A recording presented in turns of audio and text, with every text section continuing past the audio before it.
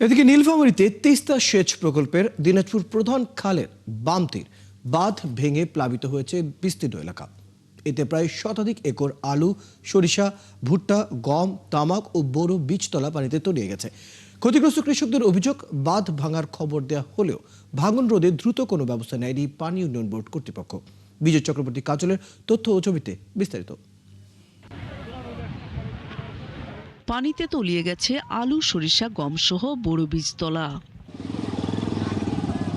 সোমবার দুপুরের দিকে নীলফামারীর তিস্তা সেচ প্রকল্পের বাঁধ হঠাৎ ভেঙে প্লাবিত হয় শতাধিক একর ফসলি জমি।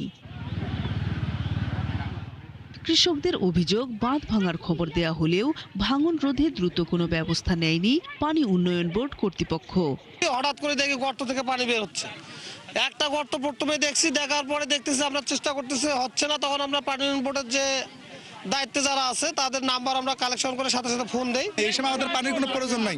আমরা আলু অনেক ক্ষেত আমরা আবাদ করছি, আলু, তামাক, ভুট্টা এগুলো কাটছি, এগুলো সব আবাদ আমাদের নষ্ট হয়ে গেল। এ ঘটনায় আর্থিক ক্ষতিপূরণের দাবিতে সড়ক অবরোধ করে বিক্ষোভ করেছেন ক্ষতিগ্রস্তরা।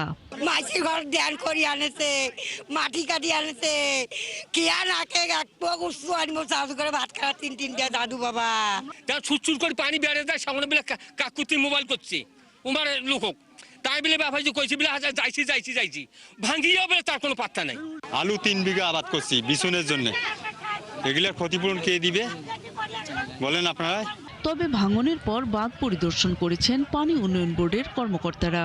জিও ব্যাগে বালি ভরে বাঁধের ভাঙা অংশ মেরামতে কাজ শুরু করা হয়েছে বলে জানান তারা। অ্যাসেসমেন্টের ব্যাপারে আমরা যতটুকু মনে করতেছি যে বিশাল এরিয়া, তো আনুমানিক 50 একরের উপরে আর কি ক্ষতিগ্রস্ত হয়েছে, পানিবন্দী হয়ে গেছে আর কি। আর এই বিষয়ে আমাদের ঊর্ধ্বতন কর্তৃপক্ষের স্যারদের সঙ্গে কথা বললাম, স্যাররা আজকে ব্যাপারে একটু কথা বলতেছেন। এদিকে ক্ষতিগ্রস্ত কৃষকদের তালিকা করে ক্ষতিপূরণের আশ্বাস জেলা কৃষি সম্প্রসারণ অধিদপ্তরের।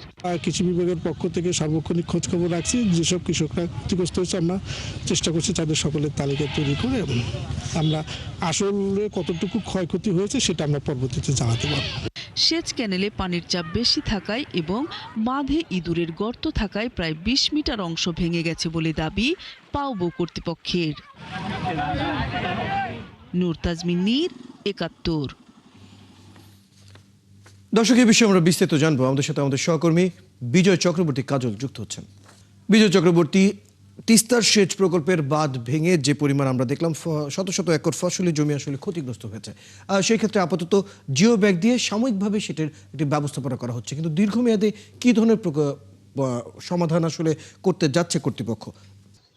রয়্যাল, প্রথমে আপনাকে জানিয়ে রাখি যে অংশটি দাঁড়িয়ে রয়েছি সেটি হচ্ছে আমাদের সিংদই কামারপাড়া যে গ্রাম, সেখানে আপনার তিস্তা সেচের যে প্রধান খাল রয়েছে দিনাজপুর খাল, সেটির যে ভাঙা অংশ সেটি কিন্তু এখন পর্যন্ত পানি উন্নয়ন বোর্ড তারা কিন্তু মেরামত করতে পারেনি। কারণ হচ্ছে যে এখানে যে পরিমাণ অংশ আপনার ভেঙেছে সেই অংশটুকু যে তারা মেরামত করবে, কিন্তু কৃষকদের যে দাবি ছিল যে তাদের যে এই এতগুলো ক্ষতি হয়েছে, যে সেই ক্ষতি পুষিয়ে দেওয়ার ক্ষেত্রে পানি উন্নয়ন বোর্ড কর্তৃপক্ষ কিংবা প্রশাসন কিংবা আপনার জেলা প্রশাসন বা পানি যে কৃষি বিভাগ, তারা কিন্তু তাৎক্ষণিকভাবে কেউ না আসার কারণে কিন্তু কৃষকদের মধ্যে একটা ক্ষোভ ছিল যে আমাদের এই ভাঙ্গা অংশ ভেঙে গেল এই সামান্য পানি উন্নয়ন বোর্ডের গাফলতির কারণে, যার কারণে তাদের যে এই প্রায় যে ফসলের ক্ষতি হয়েছে, বিশেষ করে আলু তাদের খেতে ছিল এবং আপনার সরিষা,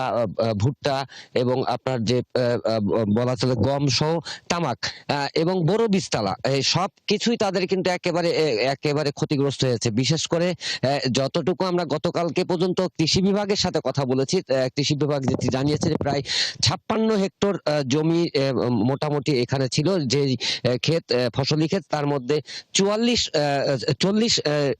আপনার হেক্টর ক্ষেত অলরেডি একেবারেই মানে নিমজ্জিত হয়ে রয়েছে পানির মধ্যে। তবে পানি উন্নয়ন বোর্ডের সাথে কালকে আমরা নির্বাহী প্রকৌশলী আতিকুর রহমানের সাথে কথা বলেছি। তিনি যেটি জানিয়েছেন যে ইতিমধ্যে এই ভাঙ্গা অংশটুকু তারা দ্রুত সময়ের মধ্যে মেরামত করবে এবং কৃষকদের সাথে তারা একটি অংশ কথা বলেছেন যে জেলা প্রশাসক এবং পানি উন্নয়ন বোর্ডের সাথে কথা বলার পরে কৃষকদেরকে আশ্বস্ত করা হয়েছে যে তাদেরকে এই ক্ষতির কিভাবে পুষিয়ে দেওয়া যায় সেটির জন্য তারা তালিকা করছে। তালিকা করার পরেই তাদের তাদেরকে এটি সরকারের যে মাধ্যম রয়েছে, বিশেষ করে দপ্তরগুলো, কৃষি বিভাগ সহ আপনার পানি উন্নয়ন বোর্ড এবং সরকারের যে অন্যান্য যে জায়গা রয়েছে, সেখান থেকে তারা চাচ্ছেন যে কৃষকদেরকে একটা প্রণোদনার আওতায় নিয়ে এসে তাদের যে ক্ষতিপূরণ দেওয়ার জন্য। তবে আমরা আশা করছি যে আজকে থেকেই কাজ এখানে শুরু হবে। রয়েল। ধন্যবাদ বিজয় চক্রবর্তী। খবর রাখতে থাকুন। দর্শক, আমাদের সাথে আমাদের সহকর্মী বিজয় চক্রবর্তী যুক্ত ছিলেন। জানাচ্ছিলেন তিস্তা সেচ প্রকল্পের বাঁধ ভেঙে প্লাবিত হওয়ার পর যে শত শত ফসলি জমি নষ্ট হয়েছে সেই বিষয়ে আমরা একটু বিস্তারিত জানছিলাম।